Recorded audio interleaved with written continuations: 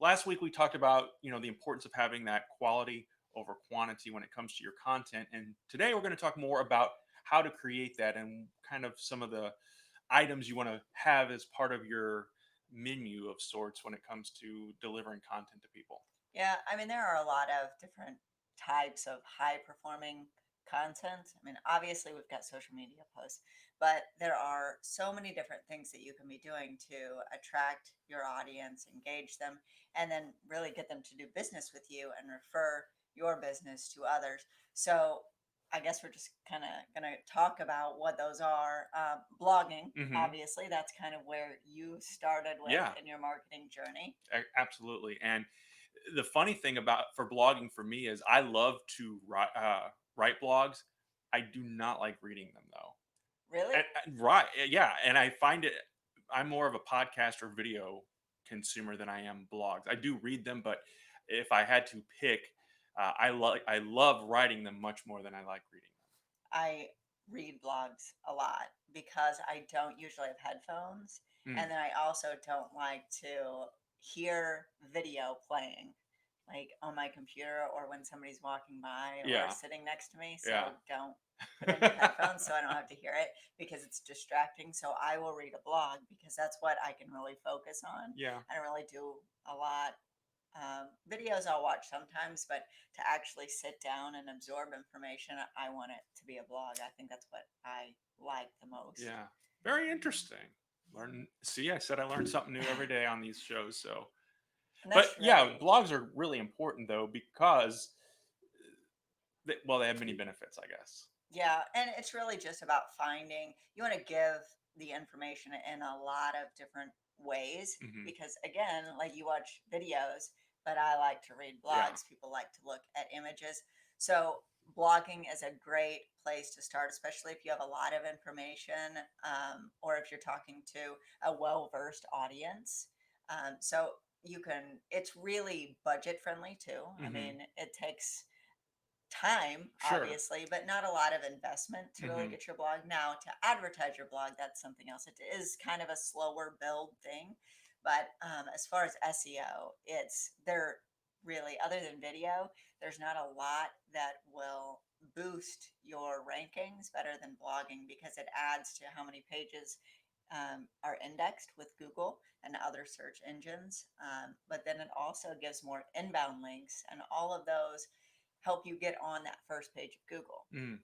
Now, when you say inbound links, you're talking about in the blog itself that you're writing to include some links Well, as part of that that, or. it's good to fact check yourself Hmm. and let others know that they can fact check you, or obviously give credit to where you learned something, Yeah. but where people are linking to your website. So Okay. if I share your blog or I post it on my website, then you're going to add links, inbound links. So And anything coming into your website. gotcha. And another good way to get your blog out, kind of a quote unquote free way to do that, is to have guest bloggers write for what your website is. So then they are going to be likely to then share it with their audience as well because they've appeared on your page, and so they're going to want to share the work that they have done as well. And it's also a kind of a neat way to build relationships and partnerships with other experts and other voices in that same industry.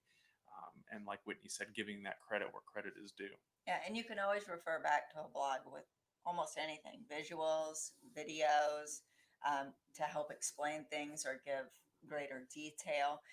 So blogs really can go anywhere, Hmm. and that's what's great about them. Plus, if you are on a very little budget and you have someone internally that can create your blog, it's honestly a win for everyone.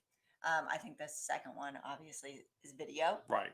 These are in no particular Right. order, but how we're thinking of them. So, video is definitely powerful, and you can use it for internal to communicate with your audience. Um, Traffic wise, you're going to get far more clicks from a video than anything else that you do.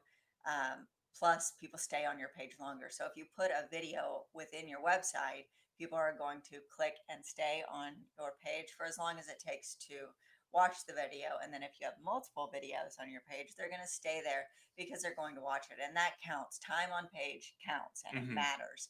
So having videos there, again, it's just one, a great way to explain things and show things off. You know, how do you use your product? What's special about this? Interviews. Oh Interviews yeah. are an excellent form of communication too. And really, it kind of just shows other perspectives. So if you can have someone in a discussion, then, you know, it just widens the conversation. And then testimonials. Always a good thing to have people who are endorsing what you do, your services, your product, whatever the case may be. And um, I never really put a whole lot of thought into, because some websites it's much easier to embed that video link in there, so it's part of your um, you know when people come to your website, and you have to, I think, also kind of figure out what your objectives, what your goals are. If you have a YouTube channel, are you driving traffic to that? You can do both and have those links even embedded into your website itself. So, and that's going to keep people kind of there and occupied for a bit as well. A lot of our clients have websites like that Right. where you can click and watch those videos right there instead of going to, instead of leaving that website and going to the YouTube channel itself. I think it is important. I mean, if you have video, you definitely want to still put it on YouTube because the more places it appears, it obviously helps your rankings. And plus, some people just like to be on YouTube. They get Hmm. all of their information from Yeah. YouTube. They don't read blogs, so they even search within YouTube. So you want to be on really the channels that you're producing content for. So if it's video, you really need to be, YouTube is number one. So that's why I keep saying, I know there are other places for it. But then also, if you have a video, to put it on direct upload to Facebook and Twitter. You do have to watch your time on Instagram, but you can do IGTV. I mean, all of these are ways that, one, you can get information out, but then to see you on video, people get familiar with you. Hmm. You know, they understand what you look like. It's name, face, so they can hear you and see you, and that's always helpful in making them remember you, which is the whole point. Yeah. Excuse me. I want to circle back to Facebook because we've talked in the past about that direct upload to Facebook, because you're more likely to get more views that way than it just embed or posting a YouTube link to Facebook, because Facebook wants its own organic traffic viewing that. Yeah, they don't want to send people away. But then also, just from a viewer, when you know you click that link, sometimes depending on how you have your settings set up, it'll go over to a new window. Hmm. Um, and it just gives you more control. It plays seamlessly within the news feed. It's just easier. It's Yeah, one less click, which, yeah, takes not even a second, but it does matter when you're scrolling through. And then you can also scroll through while you're watching a video on Facebook, if you're on your desktop. So that's one time that I actually do watch videos, is I will scroll through and I will just let it play while I'm scrolling through so I can do other things, but then I'm not really active listening either. yeah. And I need to get better with that. With the things that our clients, we always upload to the social media channel, Facebook, Instagram, Twitter, whatever the case may be, and then also it's there on their YouTube channel. So, like you said, having it in as many places as possible is always a good thing. I also really like infographics. Yeah. I don't the just the visual aspect, but then also to be able to break complicated information down. Infographics are really nice because, one, it's easy to look at, it's easy to break information down and provide a lot of information in really one graphic. Hmm. Um, I know Elizabeth likes to create them. I like to create them. I would love to create them, but I have no No, you don't. artistic ability. So I like to watch what they've created and fix what I have attempted to create. But whenever I think of infographics, I always go back to the one late last year that Elizabeth made with the donuts and the different kinds of social media, and Oh, I kind of forgot about our that. astronaut was on there. So it's that kind of, you're taking maybe information that is overwhelming to some, and then you're putting it into a very artistic, very neat little box that you can look at and really understand what's going on with it. Yeah, I mean, it just breaks information down. So if you've got this long, heavy list that, is easily lost when you're asking people to read large amount of information, they're like, no, I'm not. Yeah. If you have to expand that or see more, we're done. Right. Yep. But it will break it down. So one, it's all right there, and it's just easy to break down. But then you can also build a lot of content from that Hmm. based on what people are doing and interacting. And a lot of times, it's very shareable. So they'll put in their own comment and they'll take bits and pieces. And then you can look at that from your data and your insights, and you can create more content. Like, oh, I really need to focus on this area because that's what people are talking about the most, especially on Twitter. It's a good Hmm. way to measure. So you can create videos, you can write a blog, you know, directly about that. And then, this kind of leads into the next, which is social media posts. Hmm. You can break down infographics for posts to really narrow in on what people want to know out of all that information. And that, that's kind of where having that analytical eye, I guess, and knowing what's resonating with your audience, because like you said, not maybe not every business out there is conducive for doing blogs or for doing videos. So no, and if you're not, as much as I want to be that guy who can create these amazing looking infographics, I just know that's not in the cards. So I avoid that. So if know your limitations, I guess, too, but know what your audience is going after, and then, work with someone or work with a team that can accentuate and help with the areas that maybe you may be falling on. Yeah, I mean, if you are like, I really have social posting down, but you don't really have somebody that can write blogs, and you don't feel confident in video production.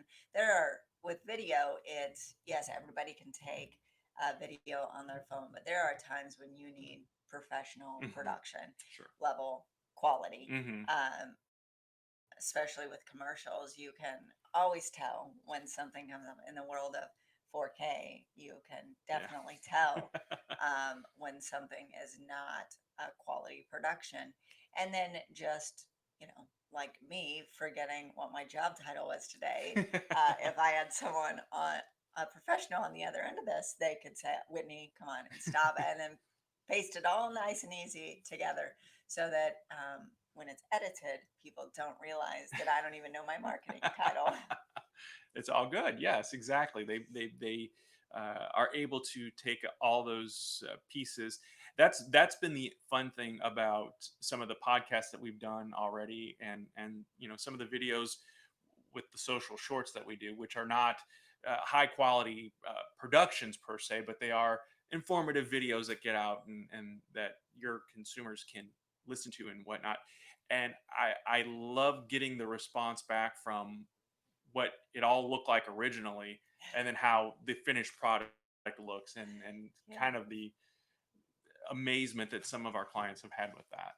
Yeah. I mean, having these social shorts is important because, again, it just gives people another way to get to know you and become Hmm. familiar. So you want to have a well rounded approach. And, again, blogs, video, infographics, all of these things kind of work together to tell your story Yeah.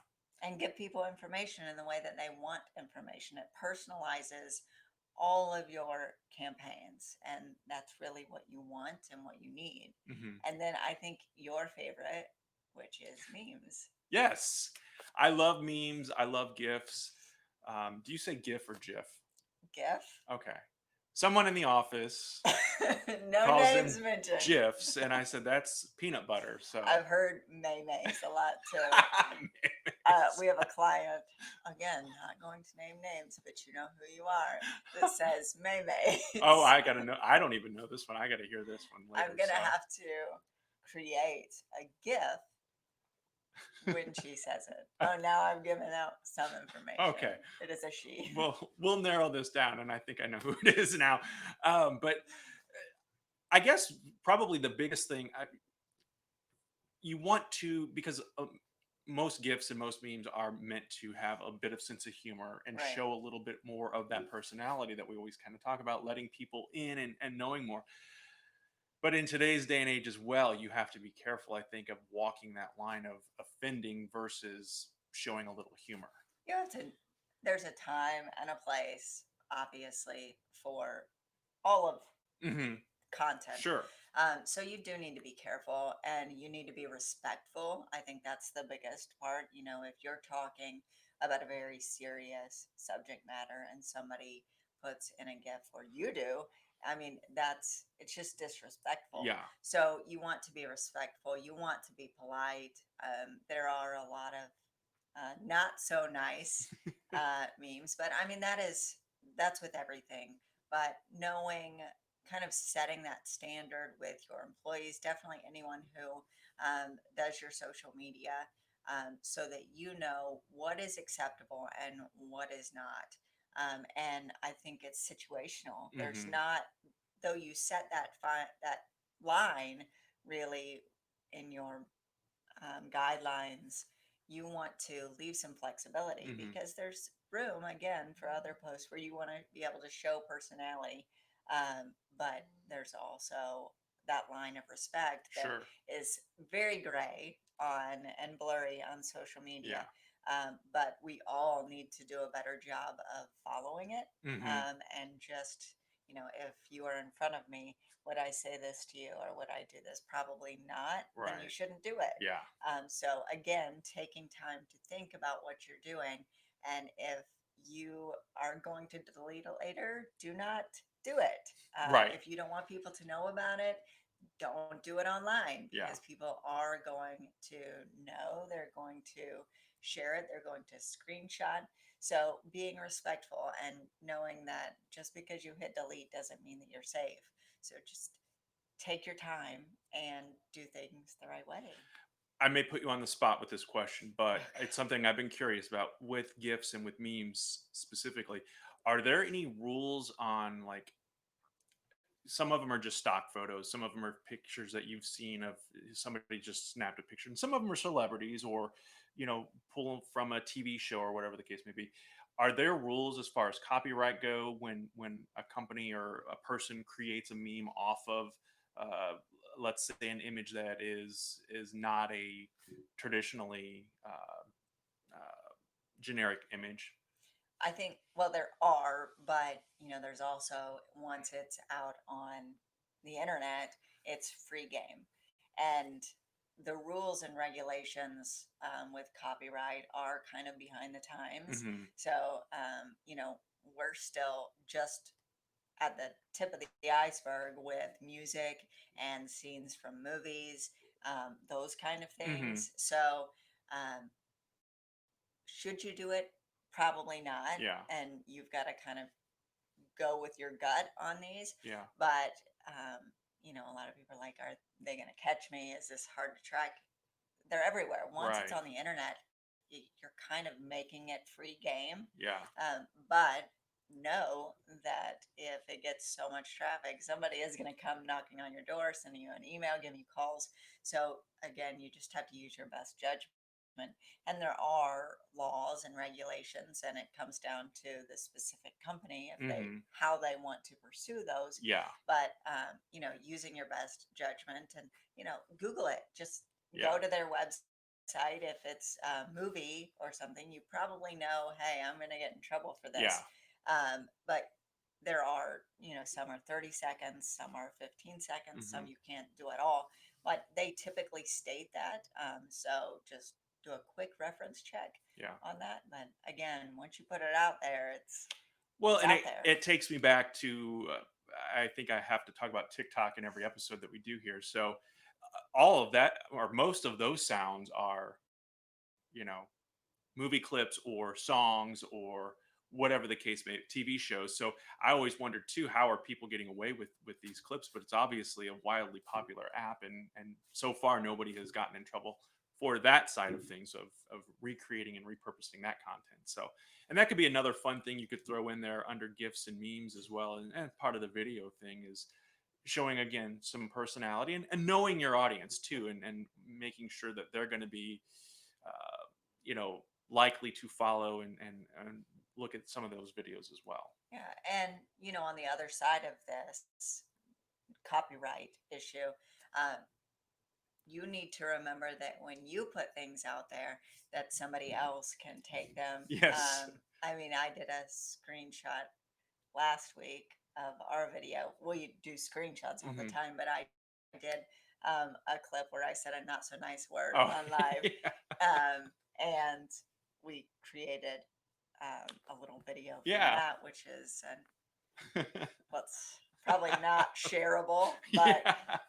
in a public world. But again, I said it, so there it was. Somebody else, anybody can take it. I mean, that's what you get yourself into. So that is why it is very important to take your time and do your research before you put things out there, because once it's out there, it's always going to be at some capacity Yeah. scrubbing your history, and anything that's out there is not easily No. done. So, and if it's shared on somebody else's computer or on their phone, it's never going to be done. Yeah. So just know that it's very possible that that can happen. So take your time, do things the right way, and do a little research. Yeah. Little research goes a long way. And, these are just a handful of the ideas, the high performing content that you can supplement your brand with. And if you have questions about any of them, we're always here to answer them via Facebook Messenger, or if you are on YouTube, you can leave a comment there as well. Or just check out our website or give us a call the old fashioned way. We still have a landline here. You do, because everybody that's cool has a That's landline. right. That's right. But you'll have better luck calling our cell phone numbers, which are also listed. So That is yeah, true. That is true. Anything else that we need to let our peeps know about before we say goodbye? I just said peeps. I don't know why. you're I'm fired. trying new things here. He's not going to be back next week. It's fine.